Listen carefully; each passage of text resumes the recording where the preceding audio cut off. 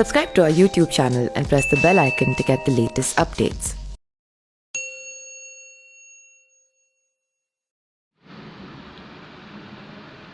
जिस तरीके से लॉकडाउन के हुए लगभग 40 दिन बीत गए हैं, उसके बाद से अब जो राज्य सरकारें हैं कहीं ना कहीं केंद्र सरकार पर हावी होती नज़र आ रही है, क्योंकि जिस तरीके से उनके टैक्स वसूले जा रहे थे, जीएसटी वसूली जा रही थी, या फिर जो भी रोज़गार धंधे राज्य में चल रहे थे वो कहीं ना कहीं 40 दिनों के लॉकडाउन के चलते रुका पड़ा है, जिसमें कि राज्य को चलाने के लिए पैसे की ज़रूरत पड़ रही है।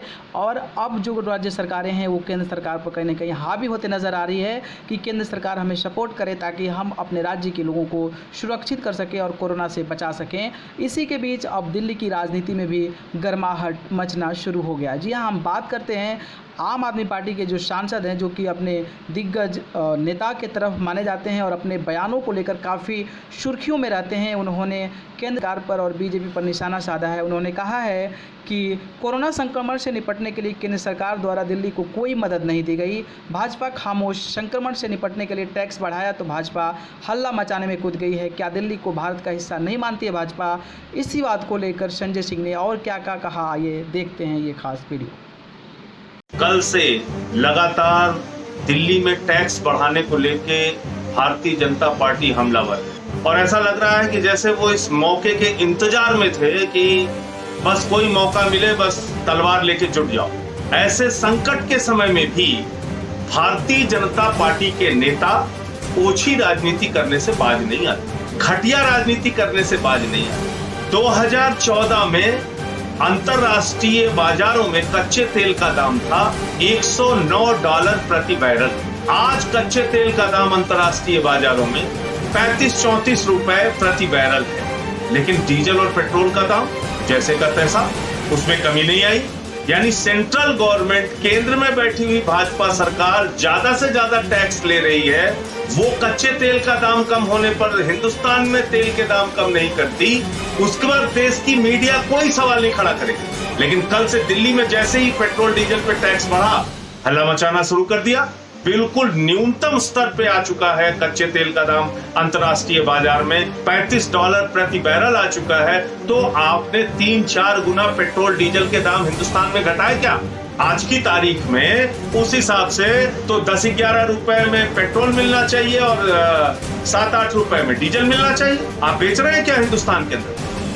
नहीं कर रहे हैं। और दिल्ली, जब ये कोरोना का संकट आया, 10 लाख लोगों को प्रतिदिन दोनों वक्त की रसोई चलाने का काम दिल्ली राज्य कर रहा है।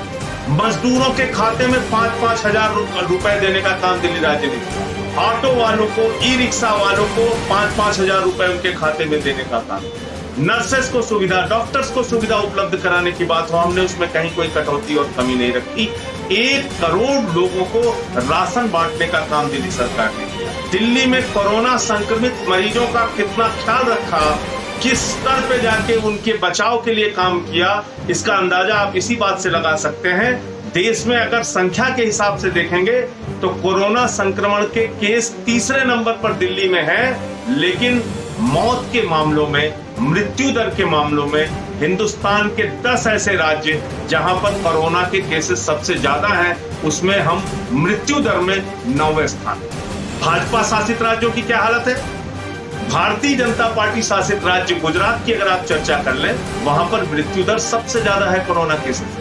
मध्य प्रदेश की बात कर लें, वहां पर मृत्यु दर सबसे ज्यादा है कोरोना केसेस। हम तो ईश्वर से प्रार्थना करते हैं किसी देश के हिस्से में किसी की जान नहीं जानी चाहिए। वो गुजरात हो, मध्य प्रदेश हो, महाराष्ट्र हो, दिल्ली हो, कहीं नहीं जानी चाहिए। दिल्ली के अंदर 5-5 हजार रुपए ऑटो वालों को, मजदूरों को दे दिया, कोई प्रशंसा नहीं।